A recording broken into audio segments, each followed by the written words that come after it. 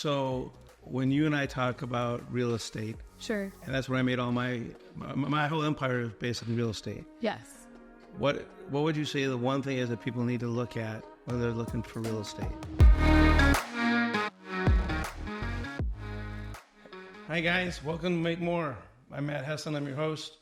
I'm here with my daughter Brittany, the ever so lovely Brittany, and we're here today to help you guys figure out what we've figured out, which is investing is the fastest way to get rich.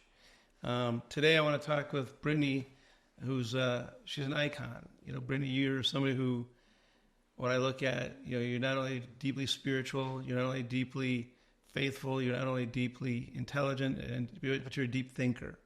And I really appreciate that because you've helped me in ways that I couldn't have imagined you could help me with, 5 years ago. So how you doing? Hi, Dad. That was so sweet. Thank you. Well, same goes for you. But I'm doing well. A lot of solid movement happening in my life right now. We just got back from Utah, so a lot of business trips happening as of late. But yeah, it feels good. A little tired, but we got some coffee, and so hopefully it kicks in a minute or two. Just kind of waiting for the jump. Speaking of which, I gotta grab my own coffee. Yeah, but a lot of good stuff happening right now. So I feel, like you said, very blessed. A lot of having really to rely on some really big faith recently. Just I'm in escrow right now in my first apartment, condo, excuse me. But Congratulations! I know that you are. Thanks. It's a big move. Yeah, it's a big move. Can we talk about that for a little bit? Yeah, of course. So, one of the things I was wondering was, you and I have been dealing together in business and finance since the time before you went to Michigan State. Yeah. And then at Michigan State, you probably learned a lot, but a lot of it was textbook, not applicable to real life, right? Mm-hmm. And I think a lot of people, including myself, I went to San Diego State. Awesome school, by the way, if you get in. Truth be told, when I got in there, you could have a 2.0. So I'm not that smart. I couldn't get in there today. But I want to talk to you a little bit about your house purchase first. Sure. Tell me a little bit about the process. How did it unfold? How did in this market especially, how did you find a property? Okay, so I've talked to you about this before. Like I really want to start establishing my own real estate portfolio. Because as we've talked about, it's consistent cash flow. It's only going to appreciate in value. Yep. Dana Point is redoing the harbor, as we know. So, and that's like, a couple $1 billion? That's $2 billion. Yeah, $2 billion that's going into the harbor. There's already some phenomenal restaurants downtown. Like I spend a lot of my personal time down there, like getting coffee, going on walks, dinners. There's so much for me personally down there, and our grandfather spends time down there, so I'd be close to him. But really how I came into the property was my best friend Gigi, who I went to high school with, who works in the mortgage industry. She's a real estate broker. Her family has a great business downtown, Mata's Mortgage. But yeah, she's been showing me some properties over the last year, and this was just happened to be the right time, the right place. And well, let me. Can I cut you off for a second? Oh, great. No. Okay. No, because as you say, location. Well, that's what I was going to ask. And yeah, this just see, you gotta wait. You're jumping the gun. Be patient. All right. How dare you backtalk me? Gigi showed me a couple spots, and it just happened to be the best location, like the best, like it's in walking distance, which is not. That really doesn't happen in Orange County unless you're in downtown Huntington Beach, like, on the peninsula in Newport. And in Dana Point, the place that I am currently in escrow in is in walkable distance to everything. So it has an incredible view. I can ride my bike, I can run, I can walk. The HOA fee is a little high for what it is, but I'm not complaining because the place has been redone like at least 3 times within the last 5 years.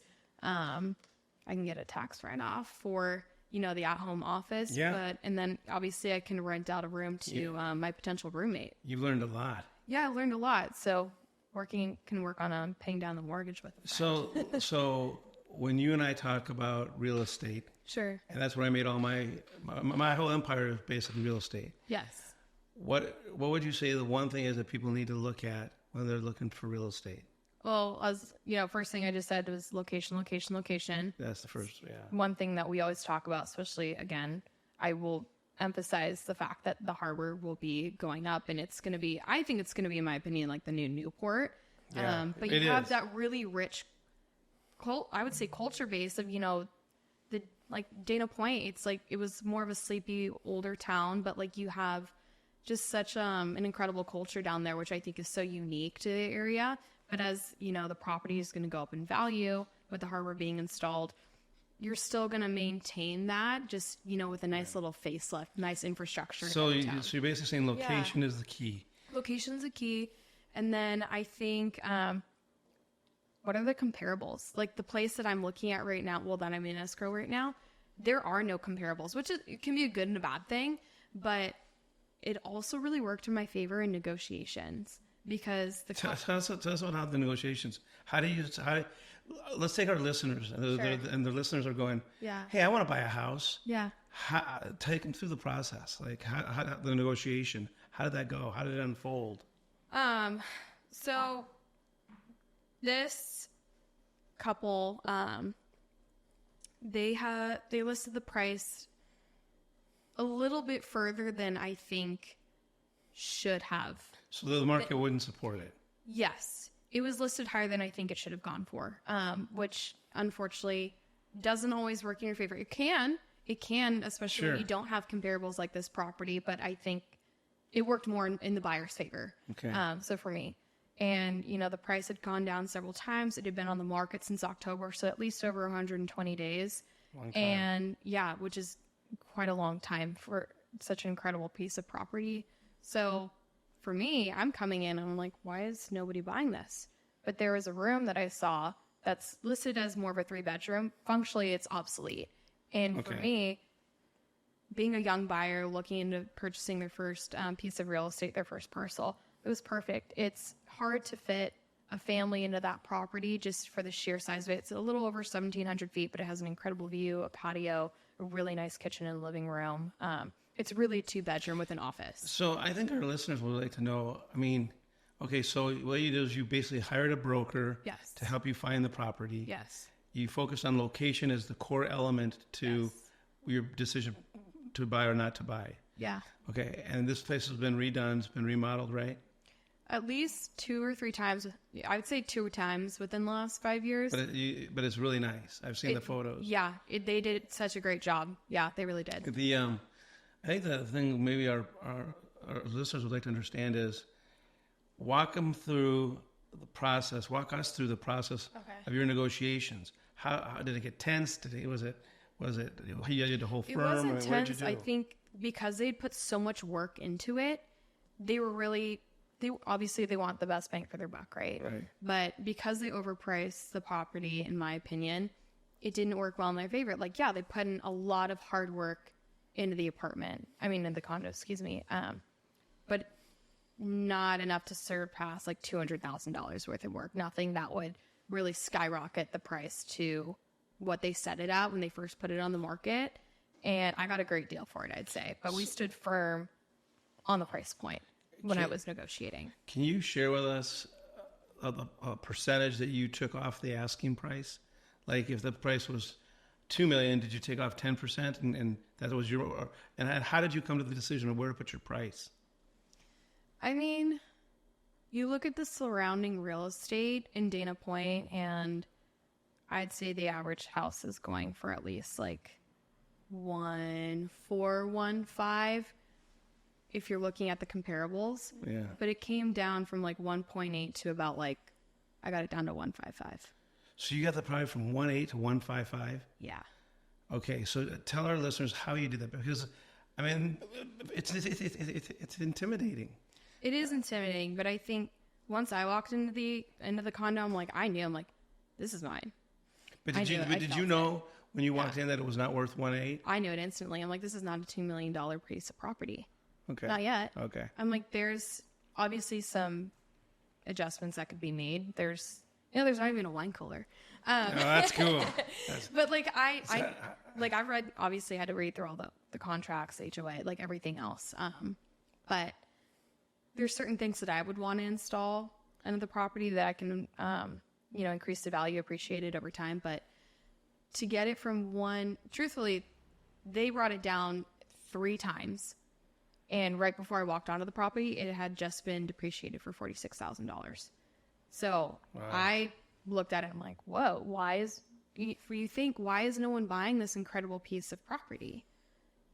It's overpriced. I walked in and it's overpriced. And I walked in, I said, even with furniture, it is not worth $1.06. So the truth is, if a property is not moving, generally speaking, there's either a problem with it or the price is too high. But there was nothing wrong with the property. So the price was too high. Okay. Exactly. Okay. You walk in, they had everything checked out, like just there's nothing wrong with the property at all. Like no mold, like it's great. So what are your plans for the property? What are you going to do? Well, first I got to find a roommate. So You need somebody to help pay the mortgage. yeah, someone to help pay the mortgage down. But and then obviously because I work remotely, when I'm not with you, I can get a tax write-off. Which is never. I can work remotely, or even down at, like Gianna Bakery Provisions, which is down in Dana Point, which I love.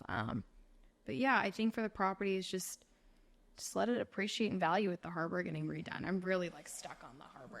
Well, first of all, because I know real estate very well, that is probably one of the best investing areas you can buy right now. Yeah. They did the whole street, what's it called? Del Prado? Yeah, they did Del Prado. All these new restaurants. They did they're doing $2 billion down in the harbor, remodeling the whole harbor.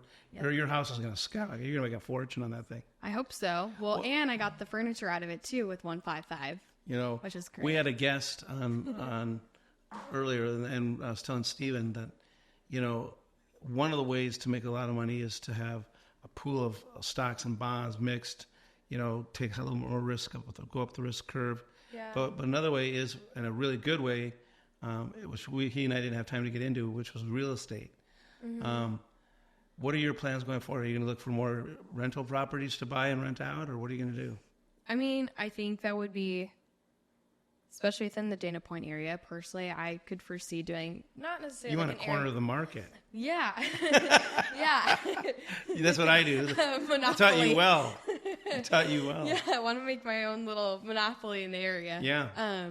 That's the way to do it. But yeah, I mean, kind of like an Airbnb situation, but if I were to list it, it would just be, I think, month-long stays, especially there's so many events that happen in Dana Point now. Yeah. And there's so much more to do between not just Dana Point, but all the way down to Laguna and Newport Beach, Emerald Bay area. There's so many different little hotels and restaurants that you can visit, just hikes that you can do.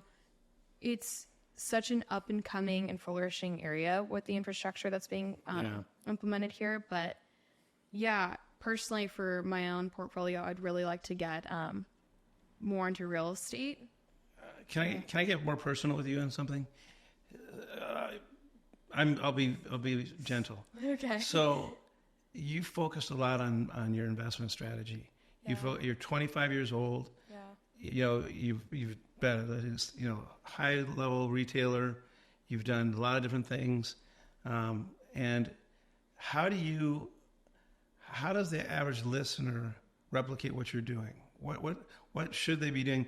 I mean, I know from an investment side what they should be doing, but from an approach to get to, how many 25-year-olds own their own house today? Nobody. Everybody's living at home till they're 30 years old. I mean, if you're the exception to the rule. Yeah, I don't know how they got the loan. They probably had, some help. Yeah, I mean, unless you're like a Kylie Jenner who's like a billionaire at 25, or you're someone in social media who's making quite literally a ton of money off of people just watching you do what you do every day. I mean, that's right now, it's the quickest way to make money. But I think a lot of my generation is so focused on fast money. Right. And then obviously wanting to spend to live a lifestyle, which I have to learn right now, which I'm in the process of really, really learning, especially with my new real estate acquirement. You have to live within your means. You have to give up. You have to give up a lot of luxuries. Right. And obviously, I have nice clothes because I was a manager in retail and I got an insane discount being on the luxury side of retail. But that was in a period in my life where I was able to afford that. And now I have to really, really buckle down probably for the next 2 years. So did you have to put a budget together to be able to? I did. Yeah. So you put a budget together to basically show your income, all your expenses, and how much you have left over at the end of the month. Yeah. Just kind of net expenses. Yeah, just kind of and that's the hard part, is just like taking out the little luxuries, the little expenses that add up so quickly, whether it's your which is now in California, like $8 coffee. Whether, like, for me, I can't get my nails done anymore. I got to stop getting my nails done because it's so expensive. But it's like, I work from home, so it's not something that's super necessary. You gotta, Maslow's hierarchy of needs. You gotta go back to that, like food, shelter. Let me ask you a different question off topic. So when you were in college, did they ever talk to you about taxes? And how does coming into the real world, paying taxes look now? It's terrible. It's so bad. Well, okay. I also went to school in Michigan where they don't have the California state tax that we do. Like, literally out of my paycheck right now, because, I obviously got a decent pay bump, I'm in a different bracket, a different income bracket now. You pay more taxes. I pay way more taxes. And I'm seeing like 40% of my paycheck gone. That's insane. It's a pretty significant number, and it doesn't like, once you get that pay stub, you're like, where is my money? Right. Like, I now have a mortgage that I'm responsible for. I want to maintain good credit.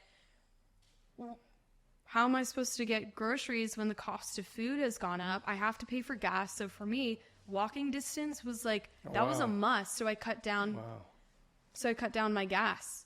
My gas money, my gas expense, because I drive, a Q5. It gets great mileage. Super blessed. Love my car. I've had it since 2018. But nice plug for Audi. Yeah, sponsor me. But Audi, the new sponsor for Make More. But literally, the cost, like, I have 15 gallons in my car, and it's about $70-$80. That's such a ripoff. In California, it's about 4.9, so just under $5 right now for literally the lowest amount, 80 something, 89. Yeah. 89 octane. So it's for me, it's been learning to cut those expenses, and I had to be very thoughtful in purchasing my piece of real estate and really what I wanted so it could reflect my budget. Is this a property you can stay in for a long period of time? I mean, for the foreseeable future, yeah. Because you could probably turn around and rent that thing out for a lot of money. Yeah, I could. Yeah. That's a great way to make money, is passive income. And passive income essentially is not having to work for the money. So I'm a big believer in what I say, make money while you sleep. Yep.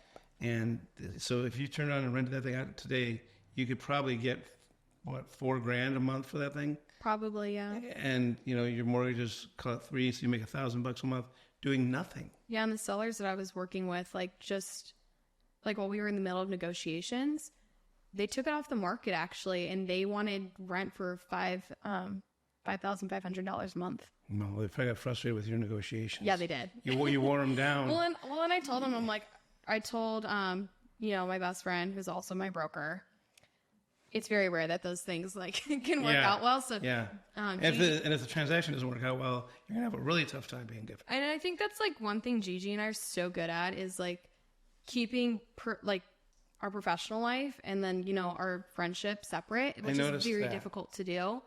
And we were both so intent on look, business is business. You're doing what you have to do to make a buck. I'm doing what I have to do to invest in real estate, but also compliment each other and keep our friendship at the forefront. And the end of the day, our friendship matters so much. I saw your counter offers going back out and you saw your emails. Yeah. And you were very direct with her.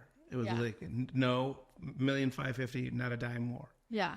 And she learned a lot too. Yeah. I think she learned a lot. Yes, she did. I think so. In your negotiating process, knowing what the property was worth was probably really incredibly important to you.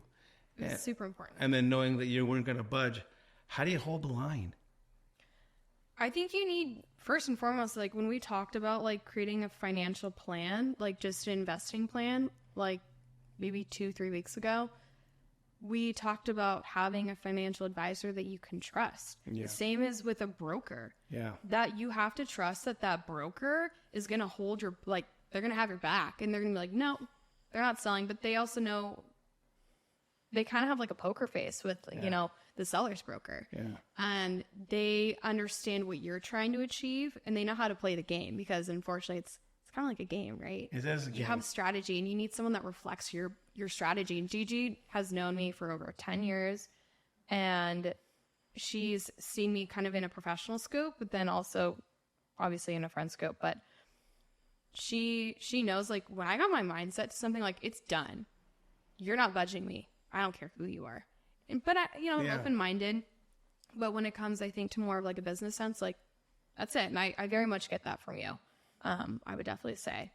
But Gigi really understood, just like, whoa, like, okay, I can see why, like, you're standing firm here. I'm like, dude, they're going to come back and forth. They're going to nickel and dime what they can. And half the things that they were a little bit more nitpicky about, the sellers, I didn't really care about. That's not really what mattered to me. Yeah. I'm like, you can have this TV. I'm like, I don't want to, like, this isn't of value to me. So, and Gigi understood that, and she'd come back and she'd say, like, oh yeah, they're just going to go back and forth. I'm like, no, let's just hold firm. And you know what? I don't have to buy. They're in a position where they have to sell. They already have their new home. They've been moved out for almost 6 months. Right. They're in a position where they have to sell. And if they can't sell for what they think the property is worth, they're going to rent it out. And unfortunately, that's not my problem. Yeah. So let me ask you a little different. So there's no special somebody in your life right now, so you can spend a lot of your time focusing on building your wealth. Yes. Rather than picking up somebody else's bag of tricks and problems and fixing those. Well, the reverse is true. They could also, there's no one to pick up mine. Not that I have a lot, but you know. Funny. Yeah. Are you convinced that the real estate market, I mean, let's talk about this for a second. Sure. So we know that inventory levels, meaning properties available for sale, are very low right now. Yeah. We also know interest rates are very high right now, and real estate prices are very high right now. So most people are not able to and cannot afford to buy a house right now. No. So are you a contrarian, or because you and I've told you my position, is that I am a contrarian. When everybody else is selling, I'm buying. When everybody else is buying, I'm selling. So you kind of are falling in the category of buying when nobody's buying. Yes. So and that's how you got the price down, probably. Yeah, exactly. I would say, like, in that way, I'm a contrarian, but I think also with the age of social media, and specifically like in fashion, like, yeah, there's times I'm like, I kind of go with the crowd in some things. I feel like that's natural. Like, humans kind of have like that groupthink mentality where, like, it transcends into certain areas of your life. So do I think I'm a complete contrarian? Not all the time, but for the most part, yes. On the investing side, probably. On the investing side, but I guess even when it comes to my clothes, I'm like, say I'm like investing in a designer item, because I look at fashion, as we talked about, as investments, like in terms of resale value. I don't want to buy like the trending bag. I don't really believe in trends for the most part, because they come and go. They don't hold their value? I think it really depends on what it is. Okay. So, I mean, obviously I invested in like these Prada penny loafers. I think they're comfortable. It took some time to break them in. They're beautiful, by the way. Thanks. These were one of my first designer purchases. But yeah, it took a while to break in. It's great leather. And it's just an easy staple that I'll have for so long. But that's how I look at fashion, is like it's resale value. So in that way, I think I'm a little bit more of a contrarian, whereas people are going to buy designer because it's something that's trending. But it's like, you're going to lose more money trying to align with trends. So in that way, I would say fashion and real estate, I'm more of a contrarian. But well, what's interesting is I think you've given our listeners a very good feel for, you know, how to get involved in residential real estate. You said you find a broker that you trust, essentially, right? Yeah, same like the focus on location is what you said. Yep. When other people are selling, you become the buyer because you dictate price. Yeah. I think those are all good tips for our listeners. What about mortgage? Talk to me. So for me, like, I'm kind of in the process of like figuring out like what rate am I going to get? So I think a lot of people, like when's the best time to like refinance or like, you know what I mean? So You yeah, kinda know so where I'm when getting yeah, at. so I just want to quickly touch on that. okay, I think that's important. So essentially, rates right now, if you're buying a 30-year fixed mortgage, are going to be about 6.5%. Because rates right now are not favorable, and I think that should be definitely mentioned with how I'm buying right now. Yeah, Just to be like transparent. yeah. Well, part of it is because inflation's gotten so high, the Fed has raised interest rates so high Yeah. that mortgage rates followed, right? Mm-hmm. And the best time to refinance is every time the market drops half a point. So they call them basis points, 50 basis points. So if it goes from 6.5 to 6, you refinance. 6 to 5.5, you refinance. Because the cost benefit ratio, in my experience, has been about 50 basis points. Yeah. Makes that go, no-go decision. Because you get appraisal costs, closing costs, escrow, title, you get all these costs. So Luckily, I don't have to worry about the appraisal. yeah, you're not going to have to worry about that at all. But so that's great. I think we've given our listeners a lot to chew on. And hopefully take away from. And so I have two questions for you. I ask the same two questions to everybody. First of all, because I think it's insightful. Mm-hmm. What is your favorite beer?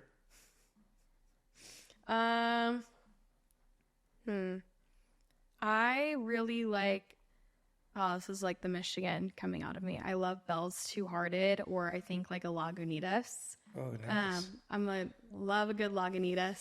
But yeah, I really love Bell's Two Hearted because it obviously reminds me of like my time in Michigan, and I'd say it's definitely between those two. But I also just love a good like German lager too, just like a light German lager. So I'm kind of somewhere between like a little bit of a heavier, like mid IPA, or just kind of like a blonde.